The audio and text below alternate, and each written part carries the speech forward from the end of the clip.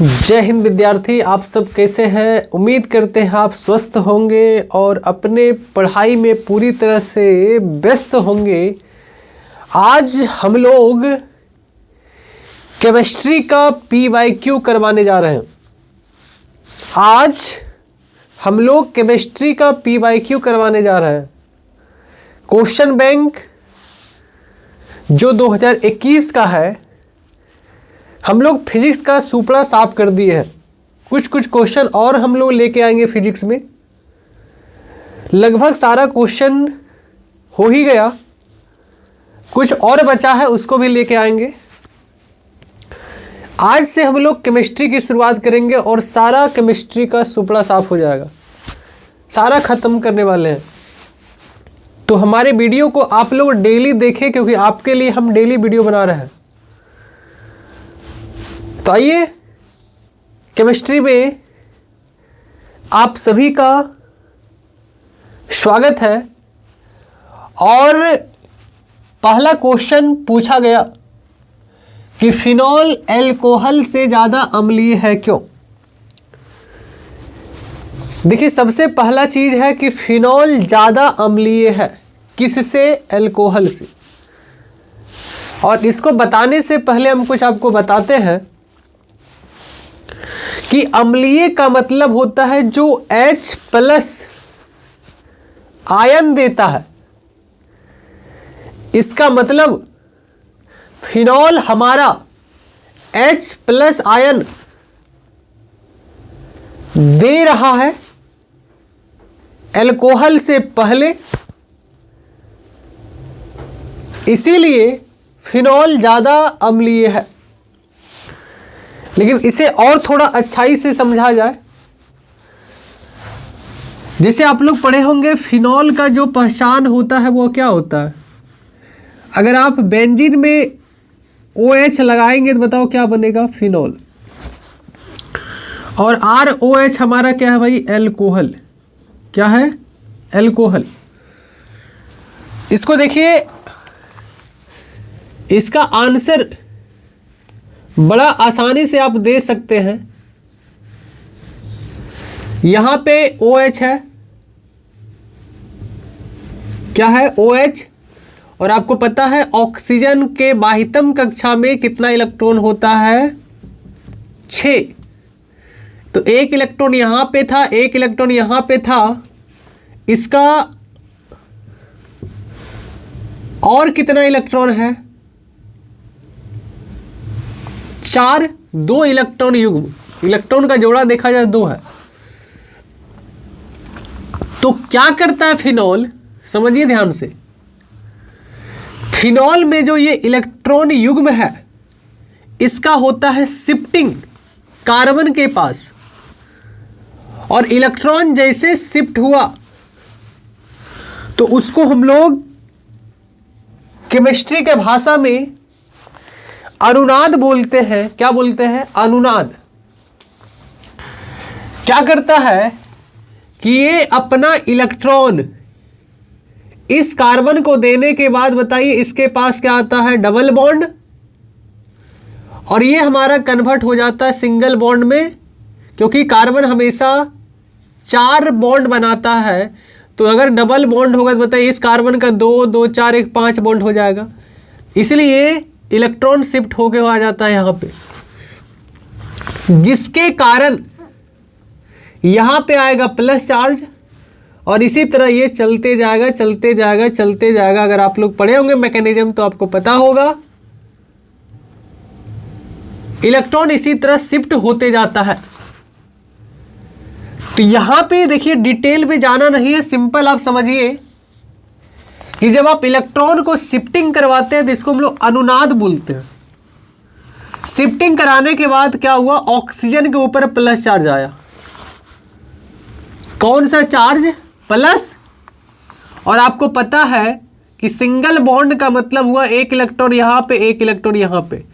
Plus आने के कारण H का इलेक्ट्रॉन कौन लेने का प्रयास करता है? ऑक्सीजन। इसका इलेक्ट्रॉन शिफ्ट होके बताइए किधर आने लगता है? ऑक्सीजन के पास। किसका? H का। और H क्या करता है, इलेक्ट्रॉन ऑक्सीजन को देकर ये रवाना हो जाएगा और जैसे यहाँ पे जाएगा बताओ ये किस फॉर्म में टूट जाएगा, H+ के फॉर्म में। क्यों ऐसा हुआ? क्योंकि हमारा फिनॉल का अनुनादी संरचना बनता है, लेकिन ये अल्कोहल का अनुनादी संरचना नहीं बनता है और अनुनादी संरचना बनने के कारण ऑक्सीजन के ऊपर प्लस चार्ज आया और प्लस आने के कारण इसके बीच जो बॉन्ड है ये काफी कमजोर हो गया, क्योंकि H का इलेक्ट्रॉन कौन लेने का प्रयास कर रहा है, ऑक्सीजन। और जैसे बॉन्ड कमजोर हुआ तो यहां से बॉन्ड टूटा और H हमारा H+ के फॉर्म में बाहर हो गया। और आपको पता है कि जो H+ आयन देता है वो एक अच्छा अम्ल होता है, लेकिन इस अल्कोहल में अनुनादी संरचना नहीं होता है, इलेक्ट्रॉन शिफ्टिंग नहीं होता है, जिसके कारण ये अच्छा से H+ को रवाना नहीं कर पाएगा। इसीलिए ये कम अम्लीय है और ये ज्यादा अम्लीय है। बस इतना ही लिखना है, हो गया। तो इसे लैंग्वेज में लिख दीजिए। अगर आप डायग्राम नहीं भी बनाइएगा तो वहां पे एग्जाम में सिंपल लिखना है। क्या लिखना है, आंसर देखिए क्या हो जाएगा। फिनॉल में अनुनादी संरचना होने के कारण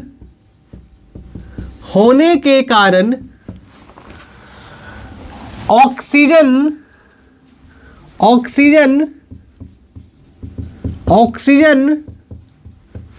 धनावेशित हो जाता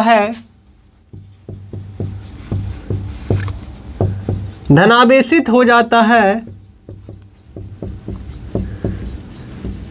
जिसके कारण H का इलेक्ट्रॉन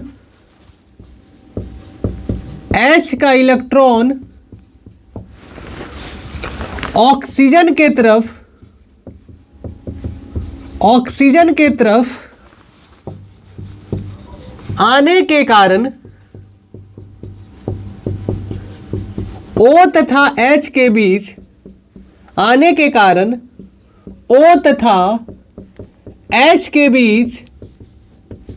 बंध कमजोर हो जाता है। अपनी भाषा में लिखना है, बंध कमजोर हो जाता है, जिसके वजह से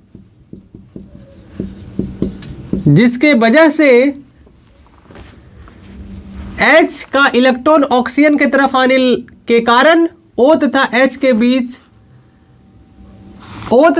के बीच का बंध कमजोर हो जाता है और या फिर इसीलिए H+ आसानी से बाहर हो जाता है। लेकिन अल्कोहल में अनुनादी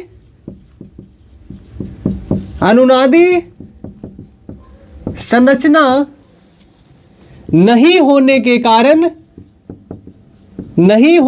कारण फिनॉल अल्कोहल से ज्यादा अम्लीय है।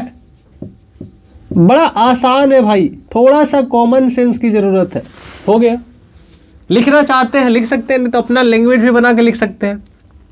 फिर से बताइए, फिनॉल में अनुनादी संरचना पाए जाने के कारण ऑक्सीजन के ऊपर धनावेश आ जाता है और धनावेश आने के कारण H का इलेक्ट्रॉन ऑक्सीजन के तरफ शिफ्ट होने लगता है, जिसके कारण उसके बीच का बॉन्ड कमजोर हो जाता है। और जैसे जैसे कमजोर होगा बॉन्ड क्या होगा, टूटेगा, और बॉन्ड टूटेगा H इलेक्ट्रॉन किसको देगा, ऑक्सीजन को और H+ बाहर हो जाएगा, और H+ का बाहर निकलना ही तो अम्लीय को दर्शाता है।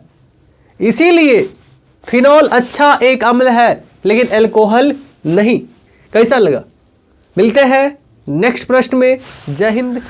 जय हिंद विद्यार्थी। आइए हम लोग 2021 का नेक्स्ट प्रश्न में मिलते हैं, और नेक्स्ट प्रश्न भी काफ़ी आसान है। थोड़ा ध्यान से पढ़ा जाए। क्या बोल रहे हैं? लिथियम BCC रवा बनाती है, अर्थात लिथियम BCC इकाई सेल बना रही है, और इस लिथियम का परमाणु त्रिज्या की गणना करें। यदि लिथियम की इकाई सेल का किनारा कितना है? 351 पिकोमीटर। आप लोग पढ़े होंगे इकाई सेल 4 प्रकार का, SCC, BCC, FCC, ECC। Comment में जरूर बताइए SCC में A और R के बीच संबंध, BCC में A और R के बीच संबंध, FCC में A और R के बीच संबंध। जल्दी लिखिए कमेंट में। तो देखिए सबसे पहले क्या क्या दिया हुआ है? इकाई सेल का किनारा कितना दिया हुआ है? 351 पिकोमीटर। और आपको पता है किनारा को A से लिखते हैं क्योंकि किनारा का मतलब भुजा होता है 351 पिकोमीटर। तो सबसे पहले आप इसे मीटर में कन्वर्ट कीजिए। आपको कविता हम पढ़ाए थे, याद कीजिए, उपसर्ग में यक्टो जेप्टो एटो फेम्टो पिको नैनो माइक्रो मिली सेंटीडेसी। यक्टो जेप्टो एटो फेम्टो पिको नैनो, -24 -21 -18 -15 -12 कितना मान होता है भाई? -12 मान होता है। तो ये किस में आ गया भैया? मीटर में। आपको निकालना क्या है? R। और आपको पता होना चाहिए चूंकि BCC में body centred cubic unit cell, BCC में A तथा R के बीच संबंध क्या होता है? A तथा R के बीच संबंध A बराबर 4R/√3 में भी। सभी लोग बताइए क्या सही लिखे हैं? हाँ लिखे हैं। तो हमको निकालना है R, तो क्रॉस गुना कीजिए, √3 × A बराबर हो जाएगा 4R। तो R बराबर कितना हो जाएगा? √3 × A/4। इसका मान 1.732। पिको का मान 351 गुना 10 के पावर -12, और बटे कितना हो जाएगा भैया? 4। कितना हो जाएगा? 4। दशमलव तोड़ेंगे तो कितना जीरो? 3 जीरो। इसको ऊपर लेके जाइए, क्या आ जाएगा? देखिए क्या आ जाएगा। हल करते हैं, जो आएगा देखा जाएगा।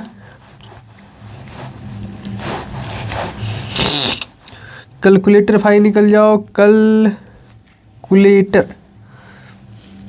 क्या है? 1732 गुना 351 आ गया 60792। ठीक है, बटे 4, और 10 के पावर -12 इसको ऊपर लेके जाइए, कितना होगा? 10 के पावर -3। आगे बताइए क्या आ जाएगा? भागा दीजिए 4 से।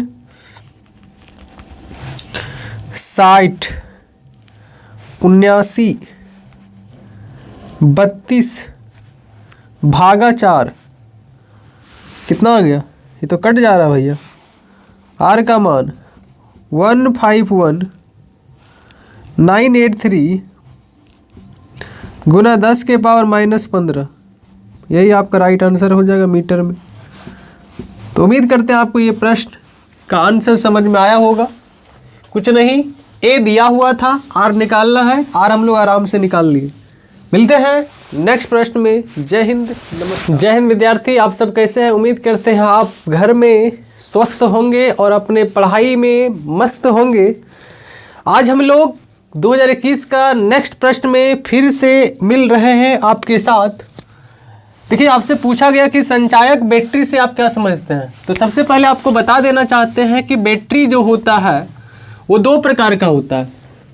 बैटरी या सेल दो प्रकार का, एक होता है प्राथमिक बैटरी या सेल, दूसरा होता है द्वितीयक सेल या बैटरी, द्वितीयक सेल या बैटरी। और याद रखना ये जो संचायक बैटरी है ये द्वितीयक सेल में आता है, किसमें आता है? द्वितीयक सेल या बैटरी में। तो याद रखेंगे प्राथमिक बैटरी हम लोग उसे कहते हैं जिसे एक बार यूज करके पुनः उसका यूज नहीं कर सकते हैं। द्वितीयक बैटरी उसे कहते हैं जिसे एक बार यूज करने के बाद पुनः उसको यूज कर सकते हैं, जिसका परिभाषा वही हो जाएगा। इसे दोबारा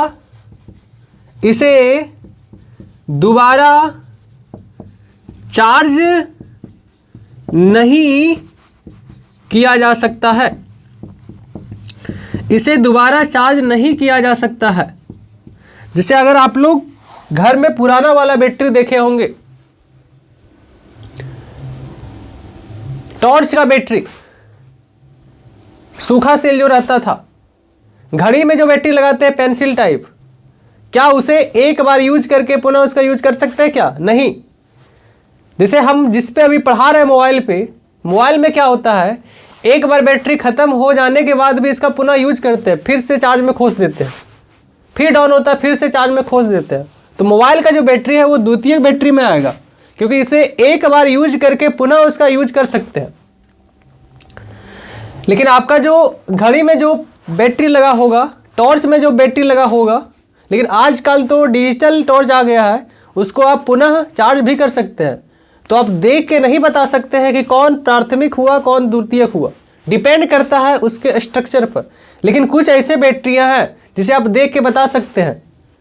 तो याद रखिएगा प्राथमिक सेल वह सेल है जिसे एक बार यूज करके पुनः यूज नहीं किया जा सकता है, प्राथमिक सेल कहलाता है। द्वितीयक सेल उसे कहते हैं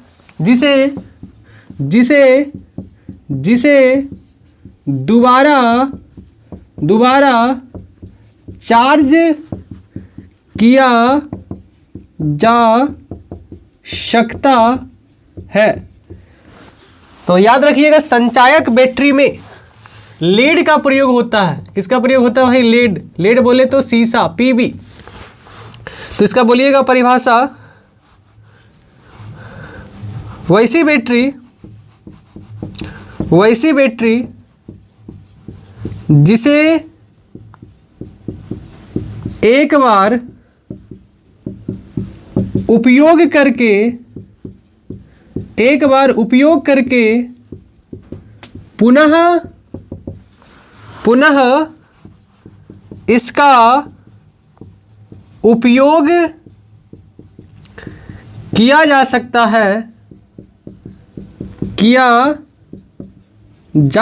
है, संचायक बैटरी कहलाता है। क्यों? क्योंकि संचायक बैटरी किस में आता है? द्वितीयक सेल में संचायक बैटरी कहलाता है। तो मिलते हैं नेक्स्ट प्रश्न में, आप लोग स्क्रीनशॉट ले लें। जय हिंद, मिलते हैं नेक्स्ट प्रश्न। जय हिंद विद्यार्थी, आइए हम लोग नेक्स्ट प्रश्न में मिलते हैं। और ये क्वेश्चन देखिए आपके सामने जो दिया गया है ये काफ़ी आसान है। क्या बोला? निम्नलिखित तत्वों का इलेक्ट्रॉनिक विन्यास लिखें। तो आराम से लिख सकते हैं इलेक्ट्रॉनिक विन्यास। और सबसे खूबसूरत तो यहाँ पे ये है कि वेनेडियम है, परमाणु संख्या भी दे दिया।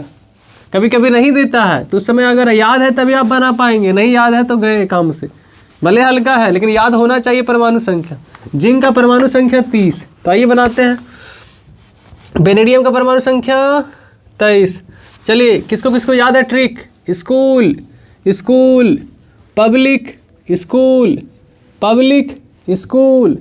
Delhi public school. एस कहाँ से स्टार्ट होता है? 1 2 3 4 2 3। ये कहाँ से स्टार्ट होता है? 3 से। 2 2 6 2 6 2। जोड़िए कितना हुआ? 10 12 18 20। 3 कितना हुआ? 23। इसे आप सजा के लिखे।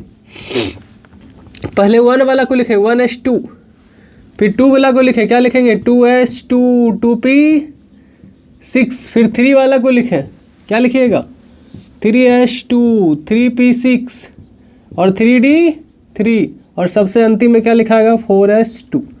ये हो गया वेनेडियम का इलेक्ट्रॉनिक विन्यास।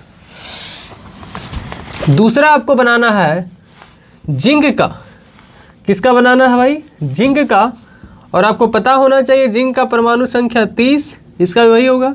School school public school public school Delhi, यहाँ पे 1 2 3 4 2 3 3।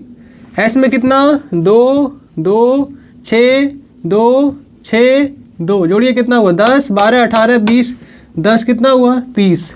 हो गया, सजा के लिख दीजिए 1s2 2s2 2p6, उसके बाद 2 वाला नहीं है, अब 3 वाला लिखिए 3s2 3p6 3d10 4s2। कैसा लगा, कुछ है जी, स्क्रीनशॉट ले ले। चलिए मिलते हैं नेक्स्ट प्रश्न में। जय हिंद विद्यार्थी। आइए हम लोग नेक्स्ट प्रश्न में मिलते हैं और नेक्स्ट प्रश्न बहुत ही आसान है। देखिए क्या लिखा हुआ है, हेलोजन परिवार के कौन कौन सदस्य हैं। बड़ा आसान से आप इसे बना सकते हैं। आप लोग पढ़े होंगे हेलोजन फैमिली किसे कहा जाता है, इसे याद रखिएगा। हेलोजन फैमिली किसे कहा जाता है, वर्ग नंबर 17 को। हेलोजन फैमिली किसे कहा जाता है, वर्ग नंबर 17 को। हेलोजन फैमिली किसे कहा जाता है, वर्ग नंबर 17 को। और वर्ग नंबर 17 में बताइए कौन कौन आता है, फ्लोरीन, क्लोरीन, ब्रोमीन, आयोडीन, एस्टेटिन, ये सारा है। सबका नाम लिखना है, कौन कौन सदस्य लिख दीजिए। फ्लोरीन लिख दीजिए, क्लोरीन, बस 3-4 सदस्य का नाम लिख देना है। उसके बाद ब्रोमीन, उसके बाद आयोडीन, उसके बाद एस्टेटिन। एस्टेटिन इसका ट्रिक आप लोग पढ़े होंगे, फिर कल बाहर आई अंटी, फिर कल बाहर आई अंटी। और इसी को ही हम लोग हेलोजन फैमिली के नाम से जानते हैं और ऑब्जेक्टिव में भी पूछ सकता है। तो यहाँ देखिए जब 2 नंबर में पूछा है कि हेलोजन फैमिली में कौन कौन सदस्य है, तो आप बोल सकते हैं फ्लोरीन है, क्लोरीन है, ब्रोमीन है, आयोडीन है, स्टेटिन है। ठीक, फिर से याद करो, फिर कल बाहर आई अंटी। तो मिलते हैं नेक्स्ट प्रश्न में। जय हिंद, नमस्कार। जय हिंद विद्यार्थी। आइए हम लोग फिर से नेक्स्ट प्रश्न में मिल रहे हैं और ये प्रश्न काफ़ी आसान है। देखिए क्या बोल रहा है, कास्टिक सोडा। बताइए कास्टिक सोडा का सूत्र क्या होता है, NaOH। क्या होता है, NaOH के 4 ग्राम कास्टिक सोडा 4 ग्राम को कहाँ घोला गया, जल में। और कितना बिलियन बनाया गया, 200 सेंटीमीटर क्यूब का बिलियन बनाया गया। तो बिलियन की मोलरता की गणना कीजिए। आप लोग पढ़े होंगे मोलरता का फॉर्मूला, क्या पढ़े भाई, मोलरता का फॉर्मूला पढ़े होंगे। विलय का मोल बटे बिलियन का आयतन। अगर ये मिलीलीटर में दिया रहेगा तो इसे लीटर में बदलने के लिए 1000 से गुना कीजिएगा। किससे बदल जाएगा, मिलीलीटर लीटर में। अगर ये लीटर में रहे आयतन, अगर ये आयतन लीटर में रहेगा तो आपको बदलने का जरूरत नहीं है, 1000 से गुना आपको करना नहीं पड़ेगा, क्योंकि मिलीलीटर को लीटर में बदलने के लिए 1000 से भागा देंगे तो सबसे नीचे वाला कहाँ चला जाता, ऊपर, इसलिए 1000 गुना हो जाता ऊपर। अगर लीटर में है तो कोई दिक्कत नहीं है। तो बताइए कास्टिक सोडा कितना दिया हुआ, 4 ग्राम, अर्थात विलय का भार दिया हुआ है 4 ग्राम और विलय का अनुभार भी दिया हुआ है। साइड में देखिए लिखा हुआ है, विलय का अनुभार कितना दिया हुआ भाई, 40 ग्राम। और विलयन जो तैयार किया गया, विलयन का आयतन, विलयन जो तैयार किया गया वो कितना तैयार किया गया? 200 सेंटीमीटर क्यूब। और आपको पता है आयतन आपको रखना है लीटर में, तो याद रखिएगा सबसे पहले हम लोग सेंटीमीटर क्यूब को लीटर में कन्वर्ट करेंगे, तो इसका मान होता है 10⁻³ लीटर। 1 सेंटीमीटर क्यूब में 10⁻³ लीटर, तो हमारे पास कितना सेंटीमीटर क्यूब है? तो 200, तो गुना कर दीजिए, 200 गुना -3 लीटर में कन्वर्ट हो जाएगा। तो आराम से फॉर्मूला पुट कर दीजिए। लेकिन फॉर्मूला पुट करने से पहले आयतन तो मालूम है लेकिन मोल मालूम नहीं है। किसका? विलय का। तो लिखेंगे आराम से, विलय का मोल, मोल का फॉर्मूला आप लोग पढ़े होंगे, क्या पढ़े हैं भाई? भार बटे अनुभार, भार बटे अनुभार। भार कितना दिया हुआ है? 4 ग्राम। अनुभार कितना दिया हुआ है? 40 ग्राम। ग्राम से ग्राम खत्म, 4 एकम 4, 4 दहेक 40। कितना मोल आ गया? 1/10। इसलिए आपको निकालना है मोलरता। और मोलरता जब निकालेंगे तो बताइए फॉर्मूला क्या होता है? विलय का मोल बटे विलयन का आयतन, लीटर में जब है ही, लीटर में कन्वर्ट कर दिए तो 1000 से यहाँ गुना करने की जरूरत नहीं है। बताइए विलय का मोल कितना है? 1/10। विलयन का आयतन कितना निकला है? 200 गुना -3। ये है मोल में और ये है लीटर में। तो बताइए इसको आप ऐसे लिख सकते हैं, 2 को 200 है तो 2 गुना 10⁻2 और 10⁻2 और 10⁻1 कितना होगा? 10⁻3। और इधर है 10⁻−3। ये है मोल में और ये है लीटर में। -3 से +3 खत्म, तो 1/2 कितना आ जाएगा? 0.5 लगा दीजिए मोल प्रति लीटर। कुछ है भाई? कुछ नहीं है। तो आप स्क्रीनशॉट ले लें।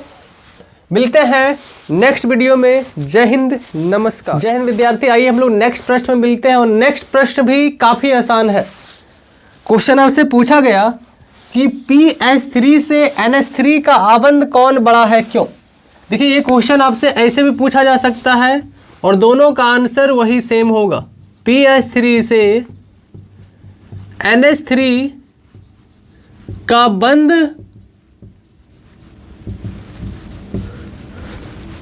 PH3 से NH3 का बंध अधिक मजबूत होता है, अधिक मजबूत होता है, क्यों? ये क्वेश्चन ऐसे भी पूछा जा सकता है। तो दोनों का आंसर देखिए सेम होगा। सबसे पहले आप ये बताइए, इस क्वेश्चन को समझने के लिए बड़ा कॉन्सेप्ट बड़ा आसान है। किसी एक कॉन्सेप्ट को आप एग्जाम में लिखें, आपको नंबर 2 में 2 मिल जाएगा। देखिए P के साथ यहाँ भी H है और N के साथ यहाँ भी H है, अर्थात H दोनों में है, लेकिन यहाँ पे P है, यहाँ पे N है। आप ये बताइए P और N किस वर्ग में आता है? आप लोग सुने होंगे वर्ग नंबर 15। वर्ग नंबर 15 न्यूजीलैंड, पाकिस्तान, ऑस्ट्रेलिया सब बीके। और हम आपको एक कॉन्सेप्ट पढ़ाए थे। कॉन्सेप्ट क्या पढ़ाए थे? कि जब आप ऊपर से नीचे आएंगे, ऊपर से नीचे आएंगे, तो आप ये बताइए ऊपर से नीचे आने के बाद आकार क्या होता है? आकार बढ़ता है। क्या होता है? बढ़ता है। तो देखिए दोनों जगह H है तो H का तो आकार यहाँ सेम होगा, कोई दिक्कत? लेकिन बताइए N और P में P का आकार क्या होगा? बड़ा होगा। और N का आकार क्या होगा? छोटा होगा। N का आकार क्या होगा? छोटा होगा। और P का आकार क्या होगा? बड़ा होगा। अब इसको समझने के लिए देखिए एकदम आराम से एग्जाम्पल हम लेते हैं, तब आपको ज़्यादा क्लियर होगा। जैसे मान लेते हैं ये हाथ है, ये मेरा हथेली है, इसको आप हाइड्रोजन मान लें। क्या मान लें? इसको हाइड्रोजन। ठीक है, ये हथेली को क्या मानना है? हाइड्रोजन। अब देखिए दूसरा चीज, ये आप देख रहे हैं ये क्या है? ईंटा। क्या भाई? ईंटा।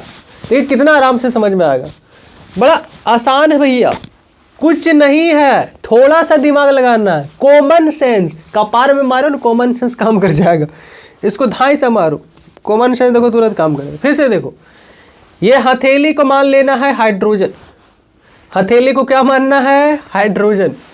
अब बताइए इन दोनों में एक को मान लो नाइट्रोजन और एक को मान लो फास्फोरस। तो आप बताओ नाइट्रोजन का आकार क्या होता है? छोटा, और फास्फोरस का आकार क्या होता है? बड़ा। तो आप ये बताइए, ये आकार छोटा होने के कारण इसको कितना हम दबा के पकड़ लिए हैं। इसको बताइए, अगर हम पकड़ लेंगे इस नाइट्रोजन को तो किसी को निकालना क्या हो जाएगा? मुश्किल हो जाएगा। अगर हथेली और ये खोपिया को निकाला जाए तो ये जल्दी नहीं निकलेगा, क्योंकि आकार छोटा होने के कारण इसे आप मजबूती से पकड़ के रखे। लेकिन भैया जब अकरवा बड़ा रहतो, आकार जब बड़ा रहतो, पकड़ेबे नहीं करतो। जब पकड़ेबे नहीं करतो तो बताओ क्या इन दोनों के बीच बंद मजबूत रहेगा? क्या आराम से निकल जाएगा? थोड़ा सा बल इधर उधर हुआ, खत्म। तो आकार बड़ा होने के कारण इसके बीच बंद क्या हो गया? कमजोर। आकार छोटा होने के कारण बंद हो गया मजबूत। कितना आसान से समझ में आ गया। चलिए, यही तो पूछा है। क्या पूछा है? कि PH3 से NH3 का बंध अधिक मजबूत होता है। NH3 का मजबूत होगा, क्यों? लिखेंगे PH3 में P का आकार बड़ा होता है, NH3 से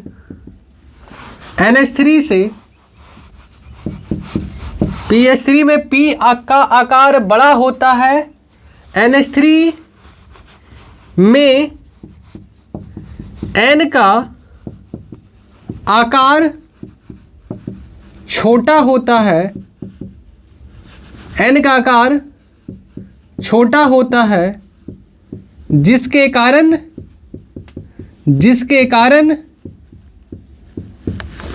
इसके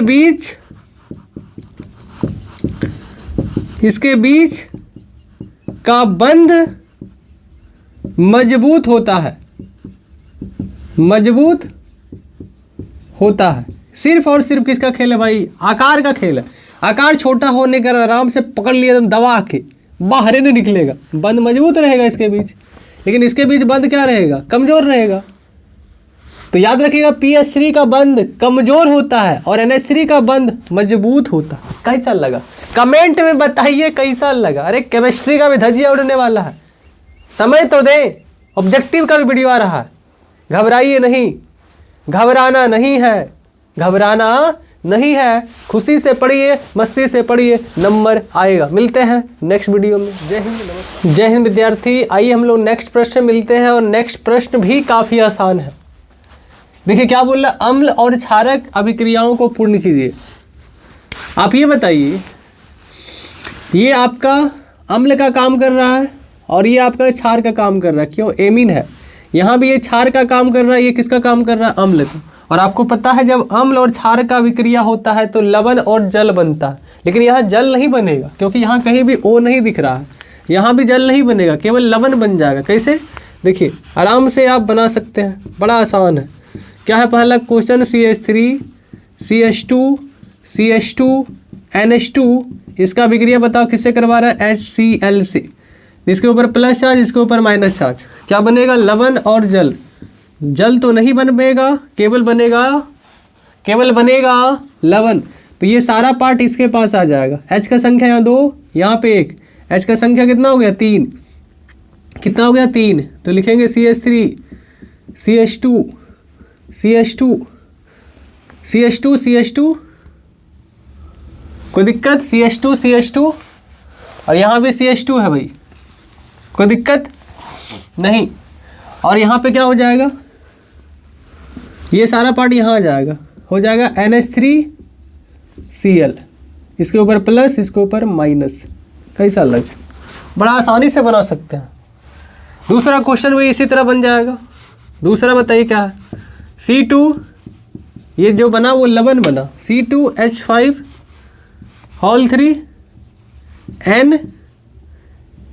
और अभिक्रिया किससे कर रहा है, HCl के साथ। चला जाएगा इसके पास, क्या बनेगा, C2H5 plus charge minus charge, कुछ नहीं है, बस इतना लिख देना। जय हिंद विद्यार्थी, आइए हम लोग नेक्स्ट प्रश्न मिलते हैं। और ये 2021 का 10वां प्रश्न होने जा रहा है। उसके बाद हम लोग अगला पार्ट करेंगे, फिर उसका अगला पार्ट करेंगे, अर्थात शॉर्ट लॉन्ग सब बनाते हुए चल जाएंगे। चाहे आपका लॉन्ग हो, एक भी नहीं छूटेगा केमिस्ट्री में, चाहे आपका शॉर्ट हो, एक भी नहीं छोड़ने वाले हैं। तो ध्यानपूर्वक आप लोग हमारे चैनल पर बने रहें, जल्दी से जल्दी सब्सक्राइब कर ले, क्योंकि एक से एक वीडियो अभी आएगा 28 दिन के अंदर। देखिए, लैक्टोज के जल अपघटन में कौन सा उत्पाद बनता है, एकदम आसान है, सिंपल याद रखिएगा, ज़्यादा कुछ नहीं लिखना है, लिख देना है कि जब लैक्टोज का अभिक्रिया जल से करवाएंगे तो ग्लूकोज और साथ में गैलेक्टोज का निर्माण होता है। बस यही लिख देना है, क्या क्या बनता है, ग्लूकोज तथा गैलेक्टोज उत्पाद बनता है। देखिए, द्विक लवण क्या है, आप लोग पढ़े होंगे, वैसा योगात्मक यौगिक क्या होता है भैया, वैसा योगात्मक यौगिक। योगात्मक यौगिक क्यों बोलते हैं, क्योंकि इसमें बहुत सारा यौगिक मिलकर यौगिक बनता है, बहुत सारा यौगिक मिलकर यौगिक बनता है, इसलिए बोले वैसा योगात्मक यौगिक जिसे जल में डालने पर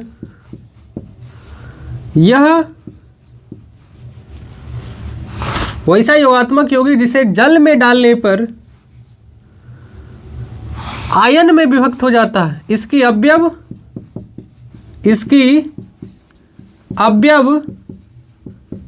आयन में विभक्त हो जाता है, आयन में विभक्त हो जाता है, द्विक लवण कहलाता है, द्विक लवण कहलाता है। बड़ा आराम सा परिभाषा है, लेकिन इसी तरह अगर आप कोऑर्डिनेशन कंपाउंड का परिभाषा दीजिएगा उप सह संयोजन यौगिक का, तो वहां पे परिभाषा होता है वैसा योगात्मक यौगिक जिसे जल में डालने पर इसकी अवयव आयन में विभक्त नहीं होता है, तो वो कहलाता है उप सह संयोजन यौगिक। लेकिन द्विक लवण पूछेगा तो बोलेगा वैसा योगात्मक यौगिक जिसे जल में डालने पर इसकी अवयव आयन में विभक्त हो जाता है। देख रहे हैं कितना सारा यौगिक मिलकर एक यौगिक बना है, तो ये सब आयन में टूट जाएगा। तो याद रखिएगा कि द्विक लवण ठोस में इसका अस्तित्व होता है, लेकिन जैसे इसे जल में डालेंगे सारा इसका अस्तित्व खत्म, रंग रूप सारा खत्म, क्योंकि जो रूप में था उस रूप में नहीं रहेगा, ये आयन में टूट जाएगा। तो लिख लें, स्क्रीनशॉट मार लें। तो मिलेंगे हम लोग नेक्स्ट वीडियो में। जय हिंद, नमस्कार, गुड नाइट। जो मॉर्निंग में देख रहे होंगे भाई गुड मॉर्निंग, जो आफ्टरनून में देख रहे होंगे गुड आफ्टरनून, कोई बात नहीं, मिलते हैं नेक्स्ट वीडियो में। जय हिंद, नमस्कार।